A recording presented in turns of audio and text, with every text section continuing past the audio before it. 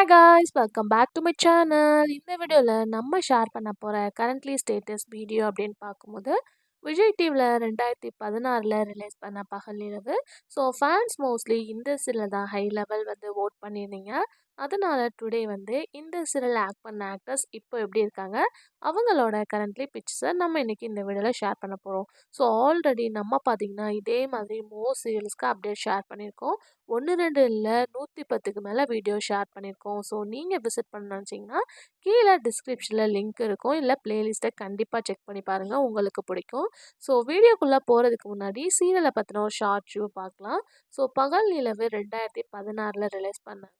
So story line அப்படின்னு சொல்லிட்டு கேட்கும்போது ஆல்ரெடி டெலிகாஸ்ட் பண்ணிட்டு இருந்தேன் ஆண்டாள் அழகர் பேஸ்டு ஸ்டோரியாக தான் பகல் நிலவு டெலிகாஸ்ட் பண்ணியிருப்பாங்க. அதாவது ஆண்டாள் அழகோட ஜெனரேஷன் மாதிரி பகல் நிலவு சீரியல் ஸ்டோரி கொண்டு வந்திருப்பாங்க. மெயினாக பார்க்கும்போது ரேவதி சக்தி, ஸோ இவங்க லைஃப் ஸ்டைலில் எந்த மாதிரி சேஞ்சஸ் நடக்குது அப்படின்றது தான் சீரியலோட ஃபுல் ஸ்டோரி. பட் இந்த சீரியலுக்கு நல்ல ஒரு ரெஸ்பான்ஸ் கிடச்சிது.